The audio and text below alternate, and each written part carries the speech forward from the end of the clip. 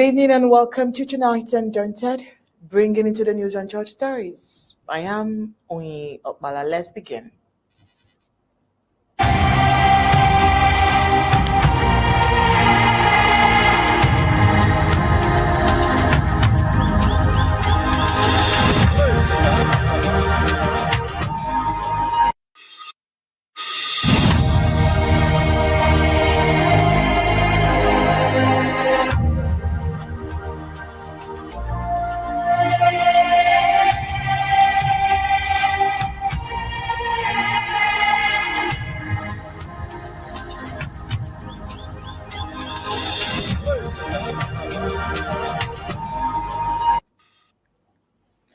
Well, the situation in Ambazonia is absolutely heartbreaking. The recent offer of high quality rice at a discounted price of 15,000 francs CFA for a 50-kilogram sack by Luc Magloire, the Colonial Trade Minister, is a stark reminder of the inequality and favoritism that Ambazonians face.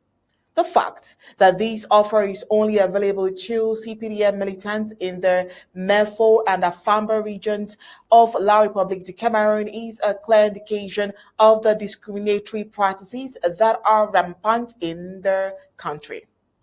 Meanwhile, the Belo Fonche community in the Milan zone of the Federal Republic of Ambazonia in Bamenda is living in distress. The kidnapping of Mr. Ndikum Willibird Tantor on the 10th of January is just one of the many cases of abductions that have become all too common in Ambazonia. These abductions, often carried out by armed gangs masquerading as some fighters, have created a climate of fear and uncertainty amongst their residents. To make matters worse, the city of Bamenda is woefully unprepared to deal with so many fire outbreaks that has been on the records, which are becoming, by the way, increasingly like due to the epileptic nature of the power supply. With only one firefighting van available, and that too being out of commission for months, the residents are left to fend for themselves in the event of a fire emergency. It's a terrifying thought, and one that highlights the neglect and abandonment that Ambazonians have been subjected to. The pain and suffering that Ambazonians are going through is real, and it is essential that their voices are heard and their concerns are addressed. The international community must take note of the human rights violations and atrocities that are being committed in Ambazonia, and also take concrete steps to hold those responsible accountable. The people of Amazonia definitely deserve justice, peace, and stability, and it's just right that their cries for help are answered. We have these and more reports coming up on Tonight Undaunted, but first, let's take the prime headlines.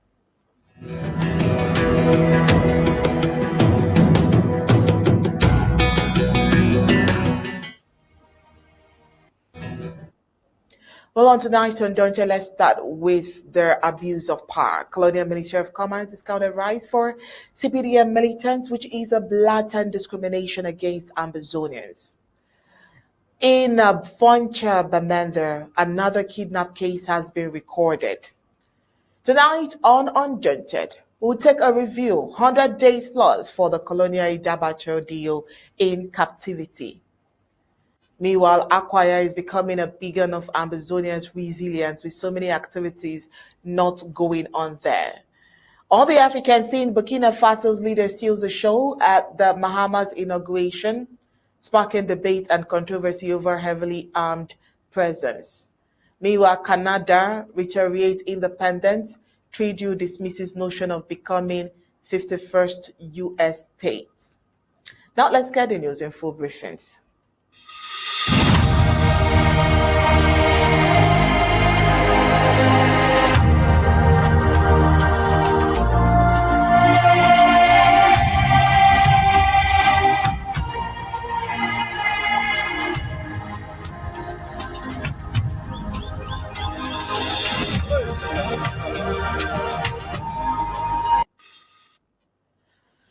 Well, while the citizens of the southern Cameroons continues to suffer in peril, the colonial ruling party is using government power for its gain. The Colonial Trade Minister Luke Magler Mbaga Atangana on the 11th of January released a communique stating his ministry's intent to sell rice at a discounted price only for CPDM party members. And so the full report says that after a similar activity in Yaoundé, capital of the Colonial Republic of Cameroon 4 days ago, the incompetent 70-year-old Luc Magloire, Colonial Trade Minister, who also doubles as the head of the CPDM Central Committee, MEFO, and Amfamba delegation, well, he's causing us there by offering high quality rice for just 15,000 francs CFA for a 50-kilogram sack. But this time, the difference is that the offer only concerns CPDM militants in the Mefu and Afamba regions of La Republic of Cameroon. So while he claims this action is a step to help with rising costs, many see it as unfair favoritism that ignores the struggles of everyone else, especially those affected by the war in the Federal Republic of Ambazonia. It is not of no doubt that citizens of the southern Cameroon should have a tough time. Economic problems and social unrest are common, and this rise offer feels like a slap in the face to the suffering masses who are truly needy.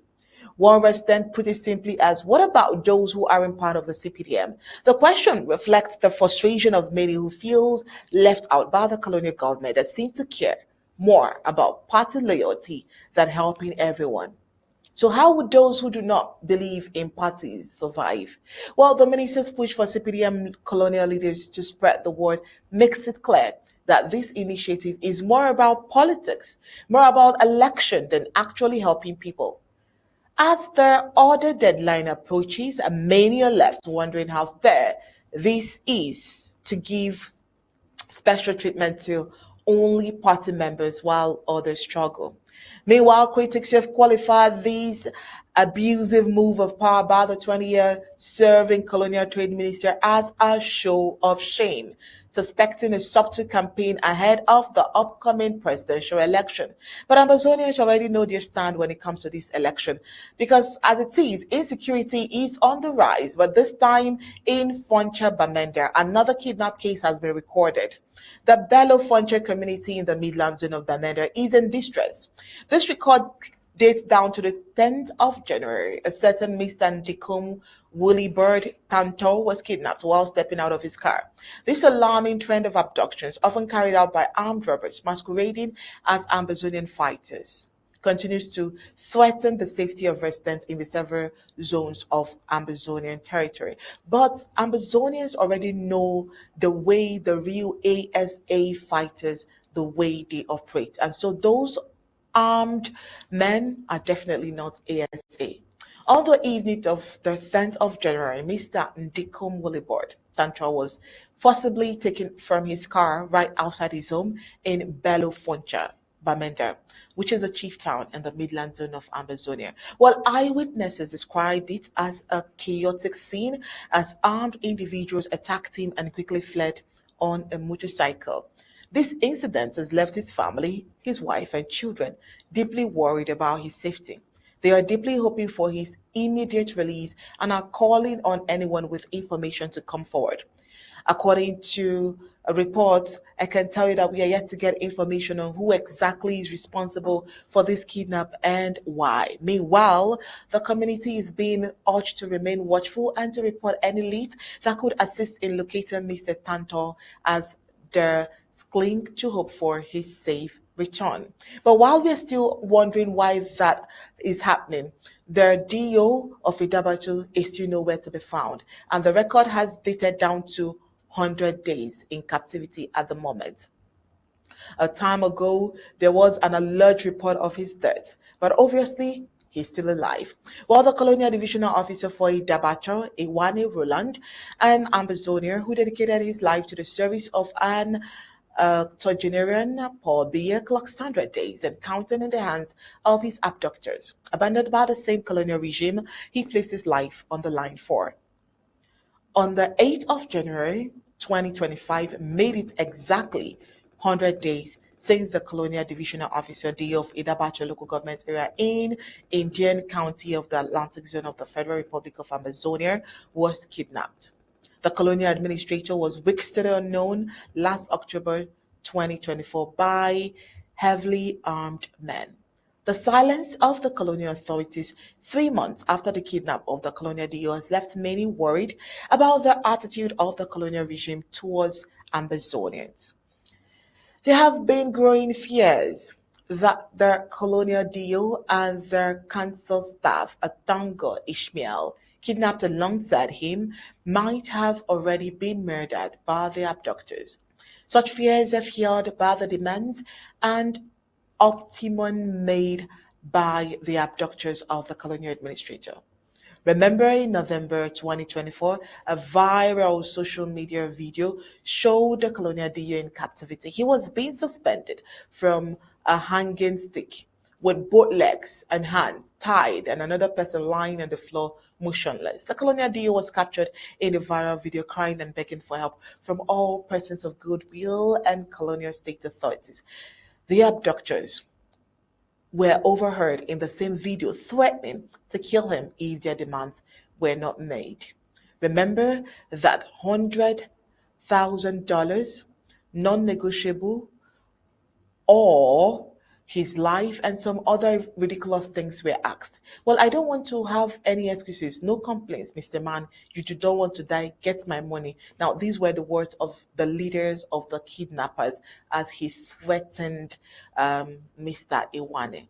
His wife is presently frustrated by the deafening silence of the colonial government, and she termed the provocative remarks from the colonial hierarchy of her husband. In her words, she says, so far, no fruits are coming forth. The family seems to be alone in this battle because of what I get from my husband's immediate boss. This is what this lady says. Imagine what the children would be going through as well. The silence of the colonial regime in the meeting up of the demands of the kidnappers is simply because the colonial DO is an Ambazonian, of course. To the colonial regime, an Ambazonian's life doesn't matter in any way. But it seems in Akwaya local government area is clocking 62 years without any identification unit. Well, as affirmed by the in-house slave master of Akwaya Council, a resident of Akwaya local government area, according to reports, spent a minimum of 60,000 francs CFA to establish an ID card in Manfi, chieftown of the Mayu County, whereas the same ID card cost less than 5,000 francs CFA in La Republic de Cameroon. La Republic de Cameroon prefers to invest the amount of money to sponsor the colonial army in Ambazonia than to facilitate the cost of acquiring ID cards. Oh well, just maybe Acquire people do not even need the ID cards to start with. The colonial municipal authorities of the Acquire reacted to the dictator Paul Biya's end of year address by pointing to the fact that his area had been forgotten by the colonial regime.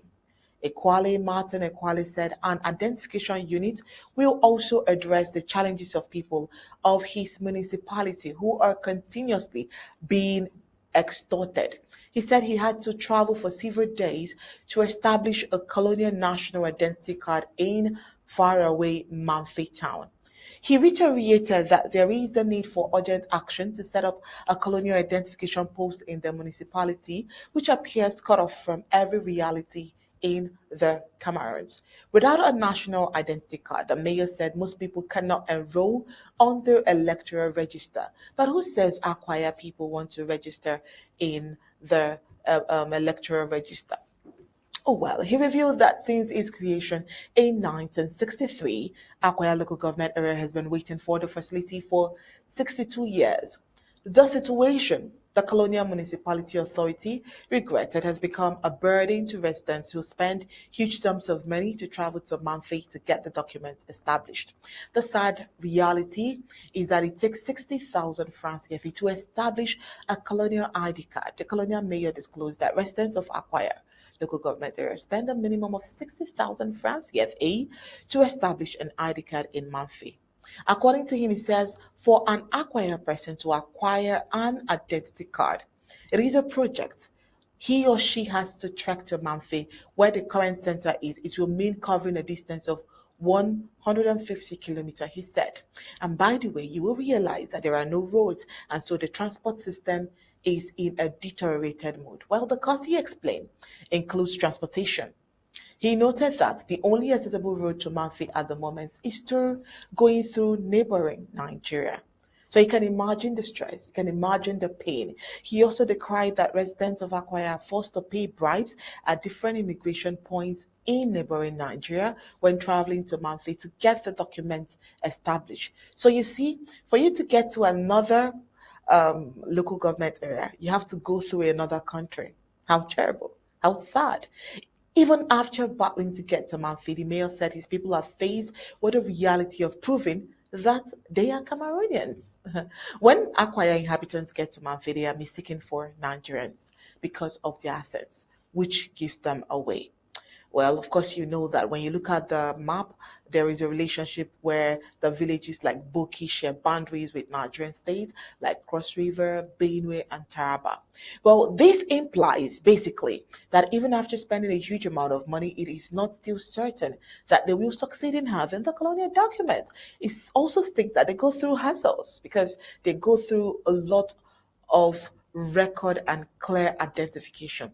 Now, this is the same Lao Republic to Cameroon colonial government that is not willing to let Ambazonians go, but will not provide to Ambazonians what others in Lao Republic to Cameroon are having from little or nothing. Highly sad. But just maybe Akwaya has had its liberation already. Let's see how that goes. And of course, this is where I would give the room for news across Africa.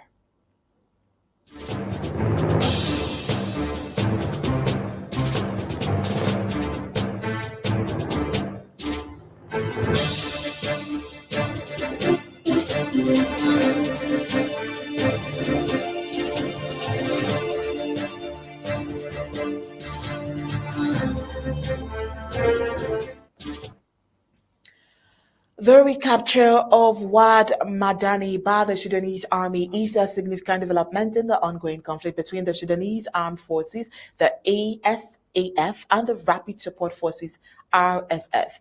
The city, located about 200 kilometers southeast of the capital, Khartoum, is a strategically important hub that controls access to the Blue Nile state and the country's main agricultural regions. The AF launched a ground operation to retake the city, which had been under RSF control since December 2023.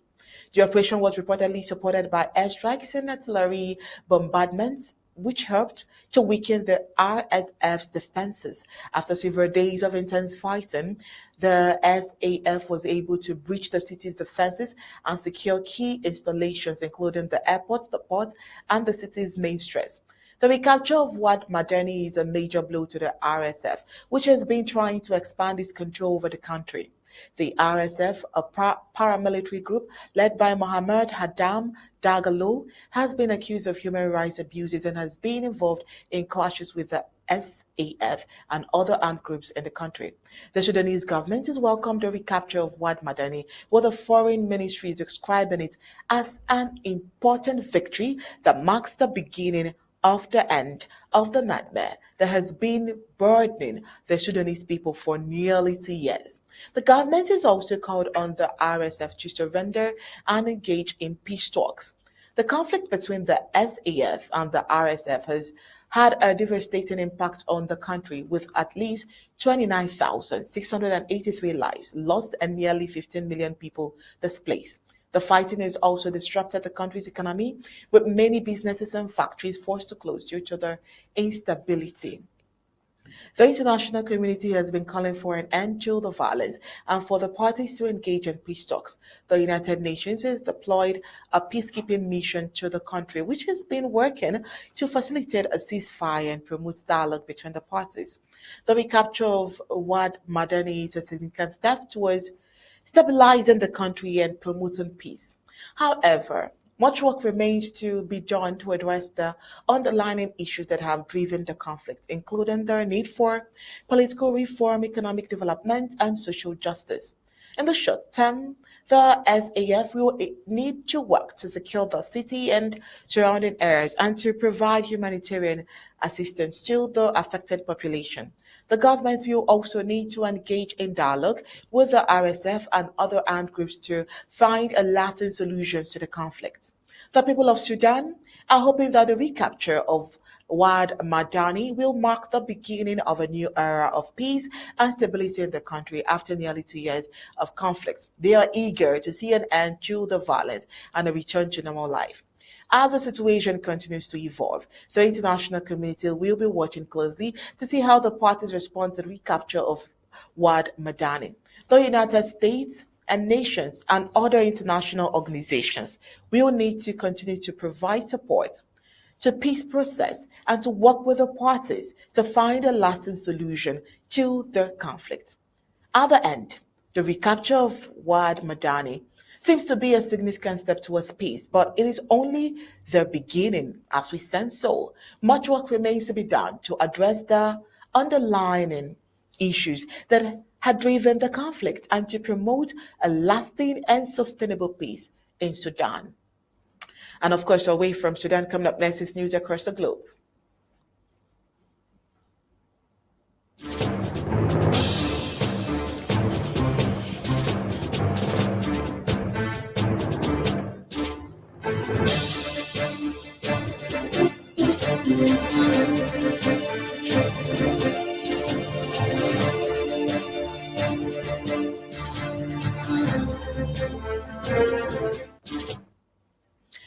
All right, and in a firm and unequivocal statement, Canadian Prime Minister Justin Trudeau has reaffirmed Canada's independence and sovereignty, dismissing any notion of the country becoming the 51st state of the United States. Speaking to former White House Press Secretary Jim Paskey on the MSNBC Inside on Sunday, Trudeau addressed President-elect Donald Trump's repeated comments suggesting that Canada could potentially join the U.S. In his voice, says, "I know as a successful negotiator, he likes to keep people off balance." Trudeau said, referring to Trump's negotiating style. But let me be clear, the 51st state is not going to happen.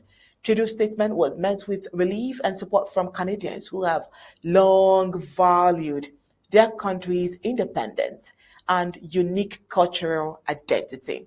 The Prime Minister's comments comes at a time when Canada is preparing for a national election and Trudeau's Liberal Party is facing growing unpopularity in the polls. Despite this, Trudeau remains committed to his vision for Canada, and his statement on Sunday was seen as a testament to his leadership and dedication to the country's sovereignty. Trudeau's announcement that he will step down as Prime Minister in March after his Liberal Party chooses a new leader has sparked speculation about the future of Canadian politics. However, his statement on Sunday made it clear that regardless of who leads the country, Canada's independence and sovereignty will remain not negotiable. But let me take you down to the history line of independence of Canada.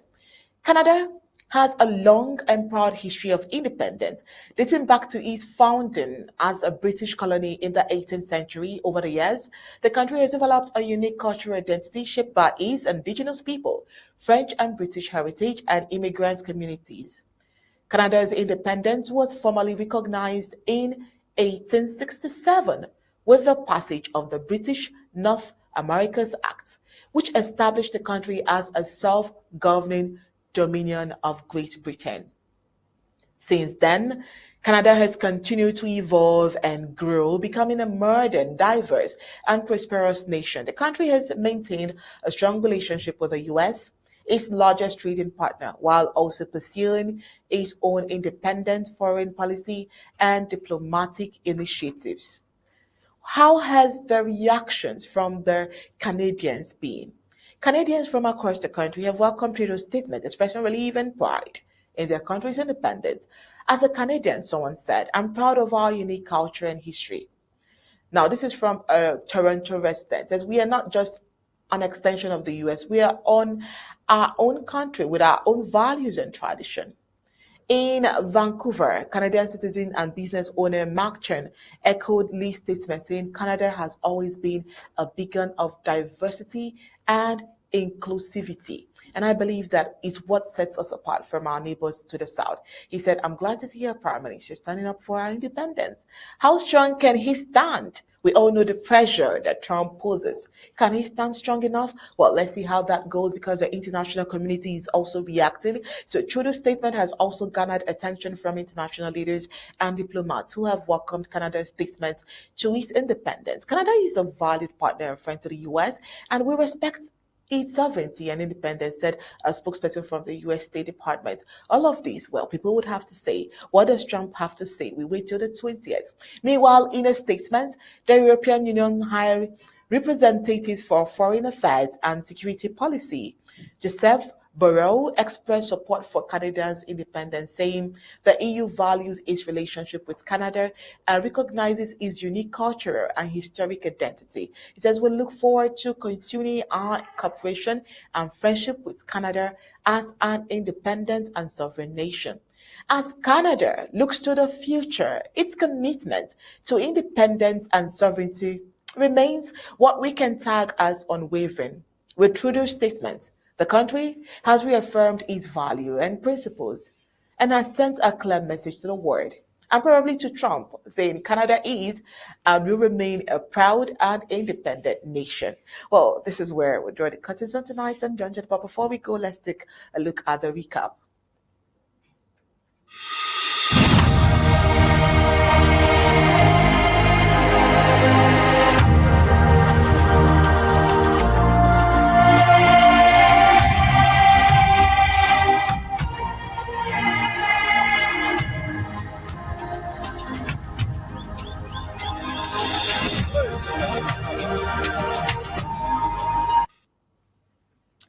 Well, tonight on Unjointed, we looked at abuse of power, Colonial Ministry of Commerce discounted rights for CPDM militants, which we saw as a blatant discrimination against Ambazonians. Meanwhile, in Bello, Foncha, Bamenda, we have recorded another kidnap case. Tonight, we took a look at the 100 days plus for the Colonial Idabato deal in captivity. Meanwhile, Acquire is a beacon of hope for Ambazonians' resilience as they stand on their own, with the reports of tonight. On the African scene, we took a look at the Sudanese government and Wad Madani's case. Meanwhile, Canada is reiterating that it has its independence and has dismissed notion of becoming the 51st U.S. state. That's all for tonight on Ted, bringing to the news untold stories. On behalf of the technical crew behind the wheels of tonight, it's good night and God bless.